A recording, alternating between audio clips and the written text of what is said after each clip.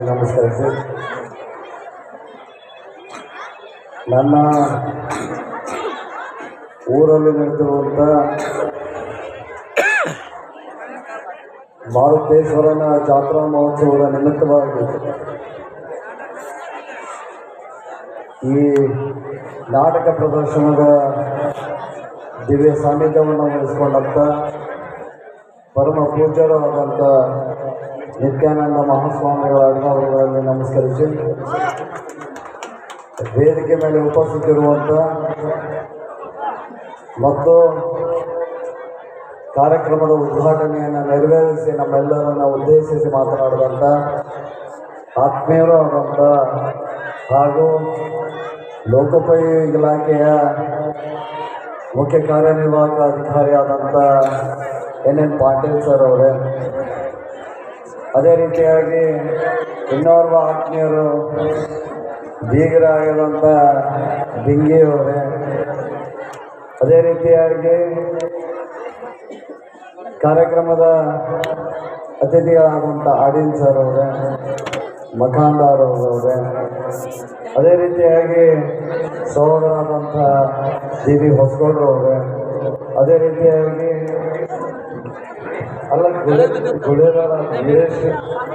ಗುಳೇದವರು, ಅದೇ ರೀತಿಯಾಗಿ ಸಹೋದರಾದಂಥ ಮಲ್ಲಪ್ಪಣ್ಣ ಹಡಪದವರು, ಅದೇ ರೀತಿಯಾಗಿ ಮಂಜು ಅವರು, ಸಹೋದರಾದಂಥ ಎಲ್ಲ ಮೊದಲಣ್ಣ ಆಗಿರ್ಬೋದು, ನನ್ನ ಸ್ನೇಹಿತರಂಥ ಬಿಟ್ಟು ಆಗಿರ್ಬೋದು, ದವಯರ ಆದಿಯಾಗಿ, ಅದೇ ರೀತಿಯಾಗಿ ಹಿರಿಯರಾದಂಥ ಬೀಗರಾದಂಥ ಧರ್ಮವರ ಆದಿಯಾಗಿ ವೇದಿಕೆ ಮೇಲೆ ಉಪಸ್ಥಿತಿರುವಂಥ ಎಲ್ಲ ಗಣ್ಯಮಾನ್ಯರಿಗೆ ನಮಸ್ಕರಿಸ್ತೀನಿ.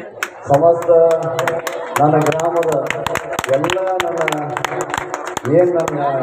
ಎಲ್ಲ ಹಿರಿಯರು, ನನ್ನ ದೈವಗಳು, ನನ್ನ ಅರ್ಥಂದರು, ನನ್ನ ತಾಯಂದರು, ನನ್ನ ಅರ್ಥಂಗಿಯಂದರು ಎಲ್ಲರಿಗೂ ಸ್ವತಃ ಮೊದಲನೇದಾದ ನಮಸ್ಕಾರಗಳನ್ನು ಹೇಳಿ, ವಿಶೇಷವಾಗಿ ಸಂಗೀತ ಭಾಗಕ್ಕೂ ಸ್ವತಃ ಭಾಳ ನಿಮಗೆ ಅಭಿನಂದನೆ ಕೃತಜ್ಞತೆ ಸಲ್ಲಿಸಬೇಕಾಗ್ತದೆ. ನಿಮ್ಮ ಪಾತ್ರ ಭಾಳ ದೊಡ್ಡದೈತಿ ನನಗಿಂತ. ಇವತ್ತು ಮಾರುತೇಶ್ವರನ ಜಾತ್ರೆ ಅಂದ್ರೆ ದೊಡ್ಡ ಹಬ್ಬ ನಮ್ಮ ಊರಾಗ. ಸುತ್ತಮುತ್ತಲ ಹಳ್ಳ್ಯಾಗ ಸ್ವತಃ ಏನು ಹೇಳ್ತಾರಪ್ಪ ಅಂತಂದ್ರೆ ಜಮ್ಮನಕಟ್ಟೆ ಹನುಮಪ್ಪ ಭಾಳ ಜಾಗೃತ ಅದಾನ ಅಂತಾರೆ. ಅದು ಕರೆನ ತುಳಸಿಗೇರಿ ಹನುಮಪ್ಪನ ಬಿಟ್ರೆ ಮುಂದೆ ಬರೋದು ಯಾವ ಹನುಮಪ್ಪಪ್ಪ ಅಂದ್ರೆ ಜಮ್ಮನಕಟ್ಟೆ ಹನುಮಪ್ಪನ. ನಮ್ಮ ಹನುಮಪ್ಪನ ದಿಕ್ಕ ಬೇರೆ, ಎಲ್ಲರಿಗೂ ಒಂದು ದಿಕ್ಕ, ನಮ್ಮ ಹನುಮಪ್ಪನ ದಿಕ್ಕ ಬೇರೆ ಇರ್ತದೆ. ಅದು ಹೆಂಗಾಗೈತಂದ್ರೆ ನಮ್ಮಪ್ಪ ಚಮ್ಮನಕಟ್ಟೆ ಸಾಹೇಬನು ಹಂಗ, ಇವ್ರದ್ದು ದಿಕ್ಕ ಬೇರೆ. ಹಂಗಾಗಿ ಸುಮ್ಮನೆ ನಾವು ಹಂಗಾದೇವಿ. ಜಮ್ಮನಕಟ್ಟೆಯವ್ರು ಮಂದಿ ಹೆಂಗೆ ಹೇಳ್ತಾರೆ ಅಂತಂದ್ರೆ ಇವ್ರು ದಿಕ್ಕ ಬೇಡ ಐತಾಳ ಅಂತ ನಮ್ಮ ಮಂದಿ ಅಂತಿರ್ತಾರೆ. ಹಾಗಾಗಿ ಭಾಳ ವಿಶೇಷವಾದಂಥ ಕಾರ್ಯಕ್ರಮ ಇದೆ ನನಗೆ. ನಾನು ಇಲ್ಲಿ ಸ್ವಲ್ಪ ಒಂದು 4-5 ಮಂದಿ ಹಿರಿಯರಿದ್ದಾರೆ. ತಂದೆಯವರಾದಂಥ ಚುಮ್ಮನಕಟ್ಟೆ ಸಾಹೇಬರು, ನಿಮ್ಮ ಸಾಹೇಬರು ಅವರು ಇದ್ದಾಗ, ಮತ್ತು ನಮ್ಮ ದಾಸರ್ ಸರ್ ಇದ್ದಾಗ, ಸಂಕಾಳ ಅಂಕಲ್ ಕಾಕರ್ ಇದ್ದಾಗ ಸ್ವಲ್ಪ ಹೆಚ್ಚು ಕಡಿಮೆ ನಾವು ವೇದಿಕೆಗೆ ಬಂದಿರಂಗಿಲ್ಲ ಆ ದಿವಸ. ಆದ್ರೆ ಎಲ್ಲೋ ಒಂದು ಕಡೆ ಈ ಸಲ ಎಲ್ಲ ದೈವದವರೆಲ್ಲ ಕೂಡ್ಕೊಂಡು ನನಗೆ ಒತ್ತಾಯ ಮಾಡಿ ವೇದಿಕೆ ಕೆಡಿಸಿದ್ರಿ. ಈ ಸಲ ಪ್ರತಿ ಸಲ ಏನು ಮಾಡಿರ್ತೀನಿ ಅಂದ್ರೆ ಹೋದ ಸಲ ಬಂದಿದ್ದ ಕಡೆ ಆದರೂ ನಾನು ಹೆಚ್ಚು ಕಡಿಮೆ ಬಂದ್ರೆ ಅಲ್ಲೇ ಹೊರಗೆ ನಿಂತು ಹೋಗ್ಬಿಟ್ಟಿರ್ತೀನಿ. ಬೇರೆ ಸಂದರ್ಭದಾಗ ಅವ್ರಿಗೆ ಇಲ್ಲ ಅಂದಾಗ ವೇದಿಕೆ ಹತ್ತೀನಿ. ಅದು ಇವತ್ತೆಲ್ಲೋ ಒಂದು ಕಡೆ ಅಪ್ಪಾರು ಸ್ವಲ್ಪ ಜಲ್ದಿ ಹೋದ್ರಂತ ನನಗೆ ಸಿಕ್ಕೈತೆ ಅವಕಾಶ, ನನ್ನ ಪಾಳಿ ಸಿಕ್ಕೈತಿ, ಬಂದು ಮಾತಾಡೋದೊಂದು ಅವಕಾಶ ಐತಿ.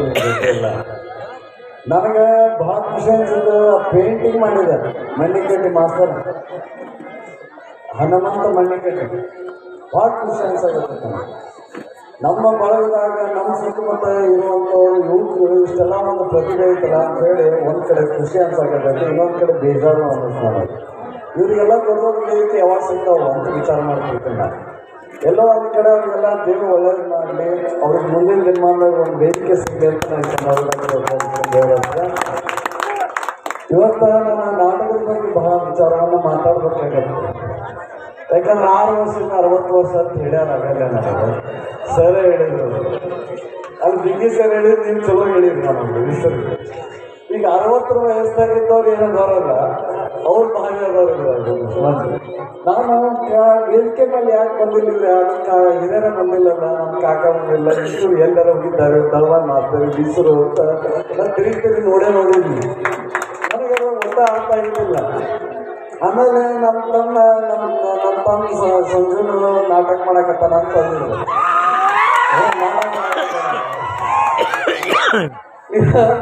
ಅಪ್ಪಿ ತಪ್ಪಿ ಇವತ್ತು ನಾಟಕ ಇರ್ತಿದ್ರು, ಅನಾಹುತ ನಾಟಕ ಇರ್ತಿದ್ರು. ಯಾಕಂದ್ರೆ ನಾನು ಅನ್ಸ್ಬಿಟ್ಟು ಈಗ ತಾಲೀಮು 1 ತಿಂಗಳಿಂದ ತಾಲೀಮ್ ಮಾಡ್ಯಾರ ಅಂತ ಅನ್ಕೊಂಡಿದ್ದೆ. ಇಲ್ಲ ಹಂಗಾರೆ ನಿಮ್ಮ ಹಣೆಬಾರ ಏನು ಹೇಳೋದಲ್ಲಿ 60 ವಯಸ್ಸಾದವ್ರು ಏನಲ್ಲ, ಅವ್ರ ಸ್ವಲ್ಪ ಅನುಭವ ಐತಿ. ಈಗ ನನ್ನ ತಮ್ಮಗೆ ಇನ್ನೂ ಒಂದಿಟ್ಟು ಕಡಿಮೆ ಐತಿ, ನಾವು ಹೋಗ್ತೀವಲ್ಲ. ಅಲ್ಲ, ಅದು ಗ್ಯಾರಂಟಿ ಐತಿ. ನೀವು ಒಬ್ರು ಮಲಗಂಗಿಲ್ಲ, ಅಸ್ಮಾತ್ ಗ್ಯಾರಂಟಿ ಕೊಡ್ತೀನಿ ನಾನು. ಎಲ್ಲೋ ಒಂದು ಕಡೆ ನಮ್ಮ ಬಳಗದಾಗ ನಮ್ಮ ಜೊತೆ ಇರುವಂಥವ್ರು ಮಾಡುವಾಗ ಸ್ವಲ್ಪ ಹೆಚ್ಚು ಕಡಿಮೆ ಆಗ್ತಿರುತ್ತೆ. ಅದನ್ನ ಒಂದು ಸ್ವಲ್ಪ ಹೊಟ್ಟೆ ಹಾಕೋದು ಇರುತ್ತೆ ಒಂದು ನಿಮಿಷ. ನಮ್ಮ ಹುಡುಗರು, ನಮ್ಮ ಹಿರಿಯ, ನಮ್ಮ ತಮ್ಮ, ನಮ್ಮ ಮಗ, ನಮ್ಮ ಹಳೆಯ ಮಾಡಕತ್ತಾನ ಅಂತ ತಿಳ್ಕೊಂಡು ಅವ್ರಿಗೆಲ್ಲರಿಗೂ ಪ್ರೋತ್ಸಾಹ ಕೊಡೋದು ಭಾಳ ಅವಶ್ಯಕತೆ ಐತಿ. ವಿಶೇಷವಾಗಿ ಭಾಳ ದಿವಸದ ಮೇಲೆ ನಾನು ಕೇಳಿದ್ದೆ, ನಮ್ಮ ಹಿರಿಯರು ಕೂಡಿ ವಾಪಸ್ ಮಾಡಕತ್ತಾರೆ. ಇವರೆಲ್ಲ 60 ಇದ್ರಾಗ 30 ವಯಸ್ಸವ್ರು ಆಗಿರ್ಬೇಕನ್ನೋ ಅದು. ಹಾಗೆ ಅದ್ರ ಜೊತೆಗೆ ನಮ್ಮ ಅಪ್ಪನೂ ಮಾಡಿದ್ದಂತ ಕೇಳಿದೆ ನಾನು. ನಮ್ಮ ಅಪ್ಪ ಇಲ್ಲ, ನಾನು ಇನ್ನೊಂದು ಕೇಳಿದ್ದೆ, ಏನಂದ್ರೆ ನೀರು ಬುಧ ದೇಸಾಯ ಬಂದಿದ್ರು ಅಂತ ಹೇಳಿದೆ. ನಮ್ಮ ಅಪ್ಪನ ನಾಟಕ ಪಾತ್ರ ಬಂದಿತ್ತಂತ, ಅದ್ರಾಗ ಪಾತ್ರ ನೋಡಿದ್ರಂತ, ಅವರು ನೋಡಿದ್ರಂತ. ಅಲ್ಲಿ ಅದ್ರಾಗ ಅವ್ರು ಕೇಳಿದ್ರಂತ ಒಬ್ರಿಗೆ, ಈ ಹುಡುಗಿ ಯಾರು ಅಂತ ಕೇಳಿದ್ರಂತ.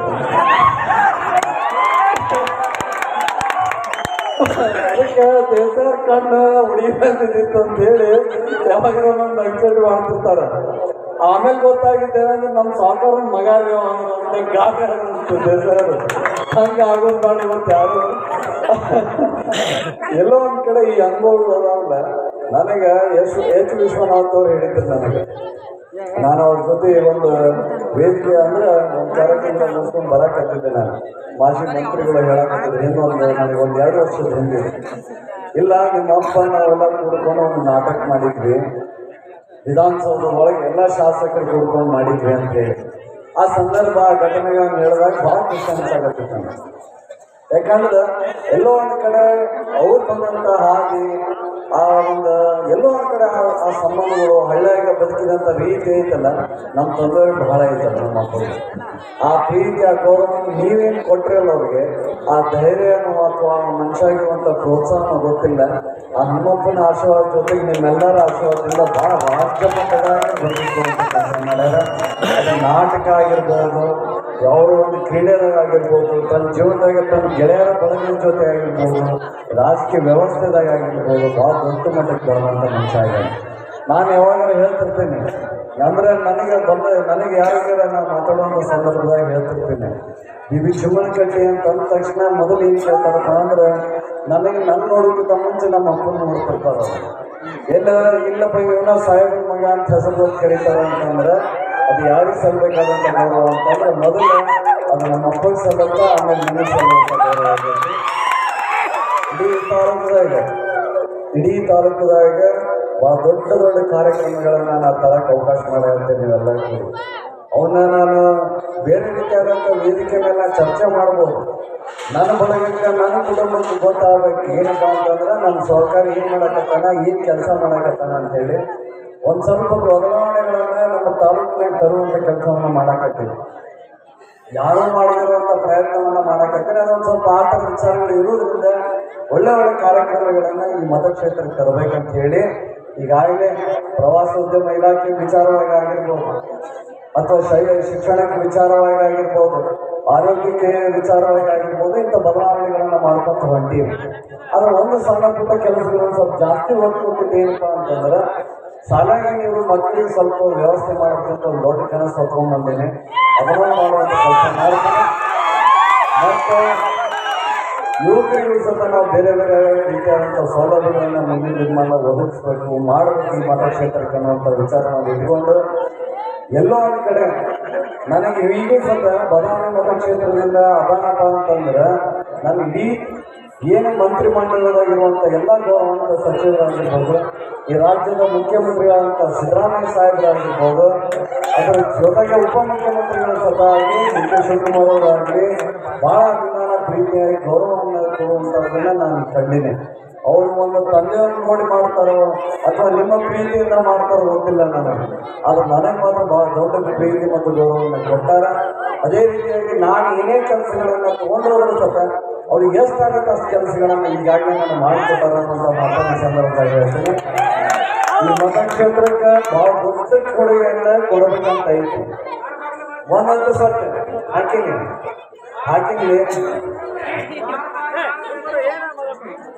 ದ್ವಾರದಾಗಲೂ ಹಾಕಿದ್ವಿ.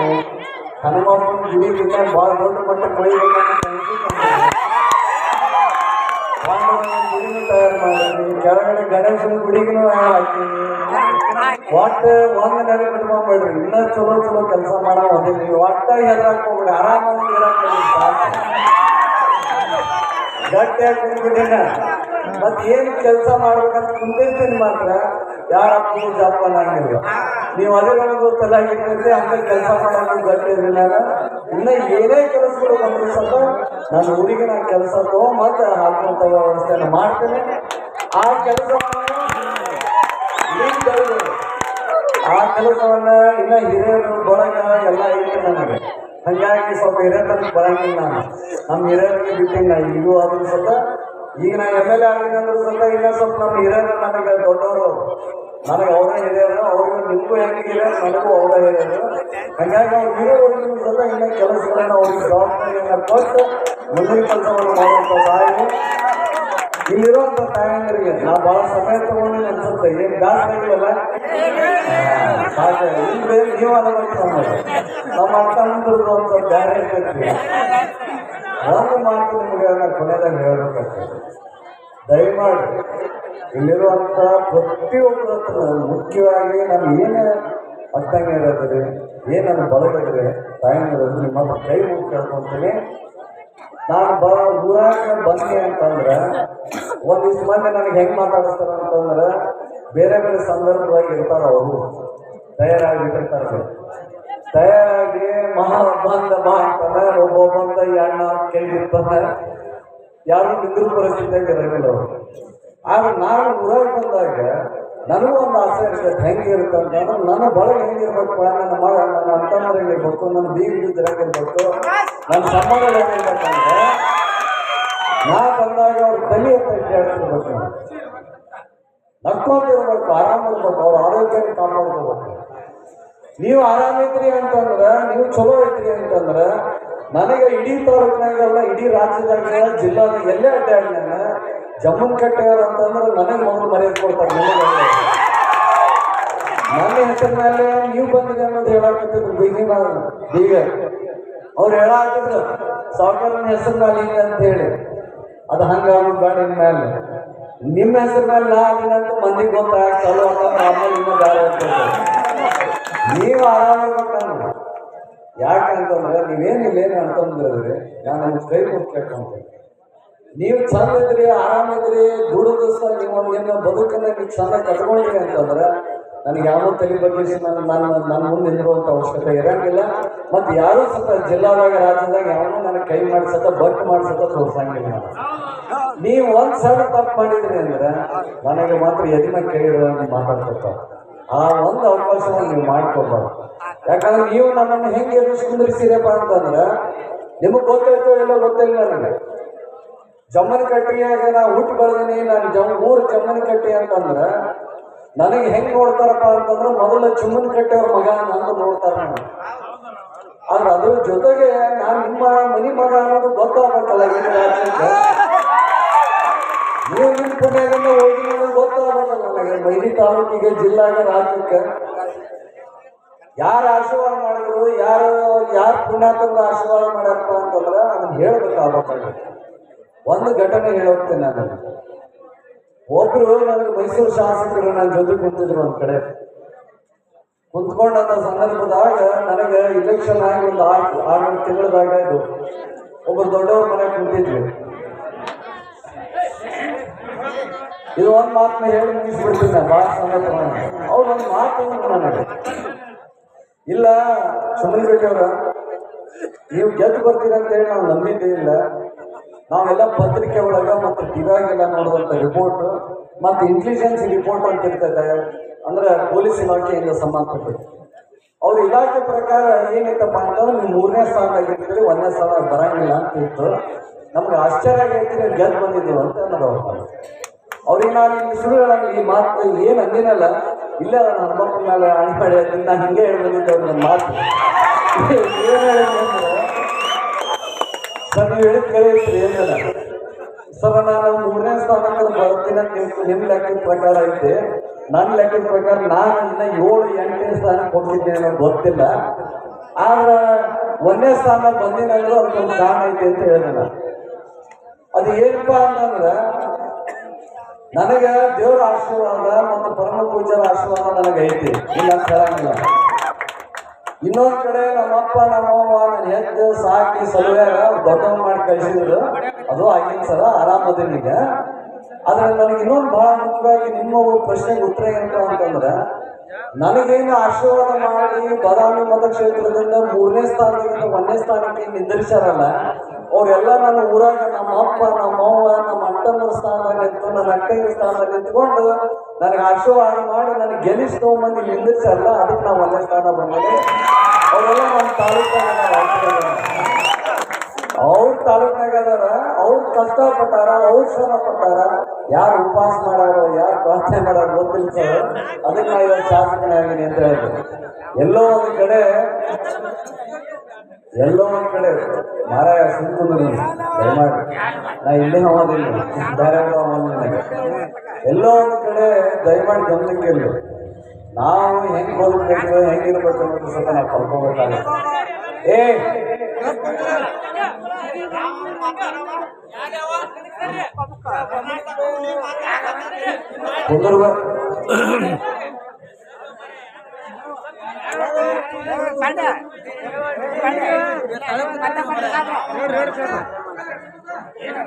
ಅವ್ರು ಕಾಣಲ್ರಂತ್ರಿ, ನೀನು ಕಾಣವಾಗೈತೆ ಅಂತ ಹೇಳಿದ್ರೆ ನಾ ಅಲ್ಲಿಗೆ ಬರ್ತಿದ್ವಿ. ಎಲ್ಲೋ ಒಂದು ಕಡೆ ನಾವು ನಿಮ್ಮನ್ನು ಕೇಳ್ಕೊಳ್ಳೋದು ಇಷ್ಟ. ನನಗೆ ನಮ್ಮ ಕುಟುಂಬ ಅನ್ನೋದು ಏನಿರ್ತಲ್ಲ, ನನಗೆ ನೀವು ಚಂದ ಇರ್ಬೇಕು, ನೀವು ಆರಾಮಿರ್ಬೇಕಂತ ನೀವು ನನ್ನ ಆಸೆ ಪಟ್ಟಿರ್ತೀರಿ. ನಮ್ಮ ಸಹಕಾರ ಆರಾಮಿರಲಿ, ನಮ್ಮ ಅಪ್ಪ ಆರಾಮಿರಲಿ, ನಮ್ಮ ಅವ್ವ ಆರಾಮಿರಲಿ ಅನ್ಕೊಂಡು ಇಷ್ಟು ಚಲೋ ಅದಾರ. ನಮಗೂ ಒಳ್ಳೇದಾಗೈತಿ. ಯಾಕಂದ್ರೆ ನಾವು ಎರಡೂ ನೋಡ್ಕೊಂಬಂದ ಅವ್ರದೇನ. ನಾನು ಮೊದಲು ನೋಡಿದ್ದೇನಪ್ಪ ಅಂದ್ರೆ ಶ್ರೀಮಂತಿಕೆ ನೋಡೋದಕ್ಕಿಂತ ಜಾಸ್ತಿ ಬಡತನ ನೋಡಿದ್ದೆ. ಆಮೇಲೆ ಕಷ್ಟಗಳು ನೋಡಿದ್ದೆ. ಆಮೇಲೆ ಆ ಬಡತನ ಕಷ್ಟ ನೋವು ಅದು ಏನು ಅನ್ನೋದು ಆ ಪ್ರಜ್ಞೆ ಭಾಳ ಆಯ್ತು. ಹಂಗಾಗಿ ಅದು ಒಟ್ಟ ಮತ್ತಿಲ್ಲ. ನಾನು ಇವತ್ತು MLA ಆಗಿದೆ ಅಂತಂದ್ರೆ ಭಾಳ ಮಂದಿ ಕೇಳ್ತಿರ್ತಾರೆ, ಇನ್ನೂ MLA ಅನ್ಸಂಗಿಲ್ಲ, ಹಿಂಗೆ ಇರೋಕ್ಕೆ ಆಸೆ ಇತ್ತು ಅಂತ ಹೇಳಿದ್ ನಾ ಭಾಳ ಮಂದಿ. ಯಾಕಂದ್ರೆ MLA ಆಗಿದೆ ಅಂತ ಮತ್ತೆ ನೆತ್ತಿಗೆ ಏರ್ತಂತಂದ್ರೆ ಮತ್ತೆ ನನಗೆ ಅದ್ರ ಅರಿವು ಹೋಗೈತೆ ಅಂತ ತಿಳ್ಕೊಬೇಕು. ಯಾಕಂದ್ರೆ ಹಿಂದೆ ನಾನು ಕ್ಲಾಸ್ ಬಿಟ್ಟು ಬರ್ತೀನಿ ಅಂತ ಆಗುತ್ತೆ, ಅದು ಆಸೆನೂ ಇಲ್ಲ ನನಗೆ. ಅದು ನೆನಪಿಟ್ಕೋಬೇಕಾಗೈತಿ. ಮುಂದೆ ಹೆಂಗೆ ಬದುಕಬೇಕು ಅನ್ನೋದು ಗೊತ್ತೈತೆ ನನಗೆ. ಅದಕ್ಕೆ ದಯಮಾಡಿ ಎಲ್ಲರಿಗೂ ಕೇಳ್ಕೊಳ್ಳೋದಿಷ್ಟ, ನಾನು ಕೂಡಿಸ್ಕೊಂತ ಹೋಗಕ್ಕೆ ಪ್ರಯತ್ನ ಮಾಡಕತ್ತೀನಿ. ಬಳಗ ದೊಡ್ಡದೈತಿ, ನನಗೆ ಗೊತ್ತೈತಿ. ಆಮೇಲೆ ಎಲ್ಲ ಸಮಾಜದವರು ಕರ್ಕೊಂಡು ಹೋಗುವಂಥ ಜವಾಬ್ದಾರಿ ನಮ್ಮ ಹೆಗಲ ಮೇಲೆ ಐತೆ. ಇಡೀ ಮತಕ್ಷೇತ್ರದ ಅಷ್ಟೇ ಅಲ್ಲ, ನಮ್ಮ ಊರಾಗ ಎಲ್ಲ ಸಮಾಜದವ್ರು ಅದೇ, 4-5 ಸಮಾಜದವ್ರು ಅದೇ. ದಯಮಾಡಿ ಯಾವ ಸಮಾಜದವ್ರು ಇದ್ರು ಸತ ನನಗಿಂತ ಜಾಸ್ತಿ ನೀವು ಅವ್ರನ್ನ ಹೆಗಲ ಮ್ಯಾಗ ಕುಂದಿರಿಸ್ಕೊಂಡು ಅವ್ರನ್ನ ಕರ್ಕೊಂಡು ಹೋಗುವಂಥ ಕೆಲಸ ನೀವು ಮಾಡ್ಬೇಕು ಇಡೀ ಧೈರ್ಯದಲ್ಲಿ ಅಂತೇಳಿ ನಿಮ್ಮ ಹತ್ರ ಕೈ ಮುಂದೆ ಕೇಳ್ಕೊಳ್ತೀನಿ. ಎಲ್ಲ ಭಾಳ ಅಭಿಮಾನ ಪ್ರೀತಿಯನ್ನು ತೋರಿಸಿರಿ. ಬಾದಾಮಿ ಮತಕ್ಷೇತ್ರದ ಒಬ್ಬ ಶಾಸಕ ಅಂತ ಕರೀತಾರೆ ನನಗೆ.